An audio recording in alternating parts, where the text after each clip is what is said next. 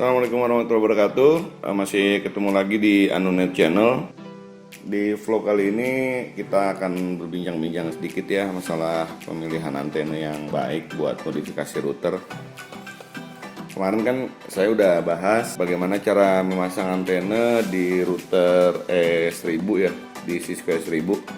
Sekarang nih kita akan berbincang-bincang sedikit kira-kira antena apa yang tepat dan router jenis apa yang tepat untuk dipasang atau untuk dijadikan sebagai CPE maupun access point ya teman-teman. Tapi untuk yang baru-baru nonton jangan lupa di subscribe dulu, terus di like serta di komen ya.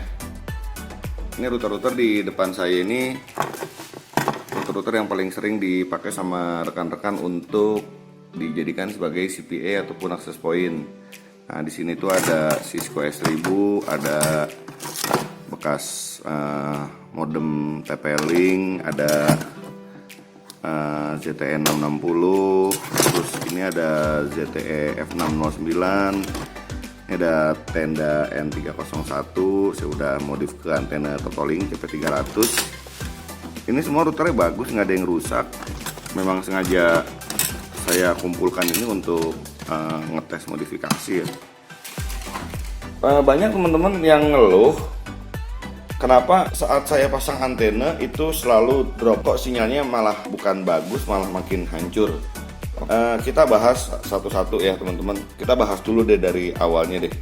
Pertama teman-teman, kita harus mengetahui spesifikasi router yang kita gunakan. Jadi sebelum teman-teman modifikasi, teman-teman itu harus paham dulu mengenai spesifikasi router yang teman-teman pakai. Misalnya sekarang teman-teman pakai tenda N301, terus teman-teman akan ganti antenanya dengan antena Totoling CP300.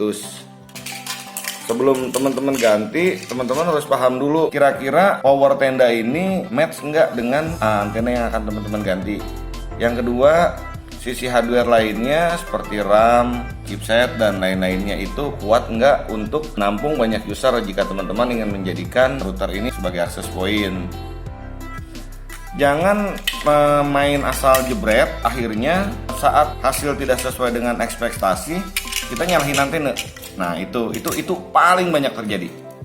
Dan saya sudah membuktikan sendiri saat saya ganti antena bawaan tenda N301 dengan CP300 dengan harapan hasilnya sesuai dengan ekspektasi saya, yaitu jangkauan sinyal makin besar.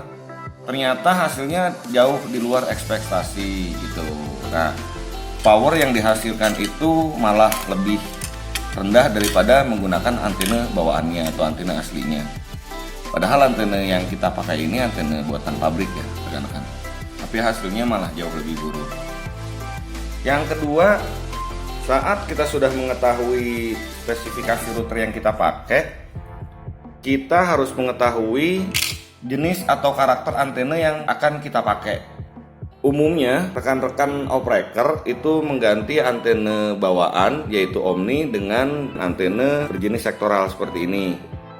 Baik itu antena handmade ataupun antena bawaan router lain yang buat routernya sudah rusak. Nah, saat teman-teman mengganti dengan antena baru, yang paling sering terjadi adalah teman-teman sering mengabaikan spesifikasi dari antena yang baru ini. Jadi teman-teman main asal ganti aja tanpa memikirkan antena ini matching atau enggak dengan radio ataupun router yang teman-teman pakai. Efeknya, jika teman-teman menggunakan antena yang gainnya lebih tinggi, maka yang ada penerimaan sinyal bukan malah makin bagus, justru malah semakin drop.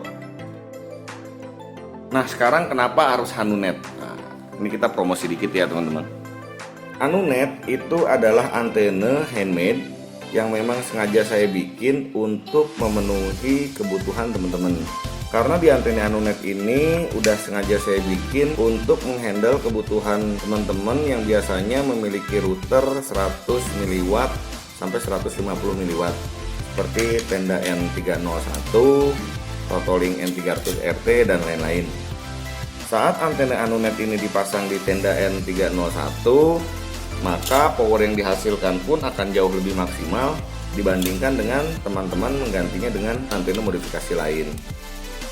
Jadi memang antena Anunet ini sengaja saya riset untuk menjawab kebutuhan teman-teman, khususnya teman-teman opreker yang sering mengganti antena bawaan dengan antena eksternal. Oke teman-teman, mungkin demikian vlog dari saya. Silahkan subscribe channel ini, like dan komen.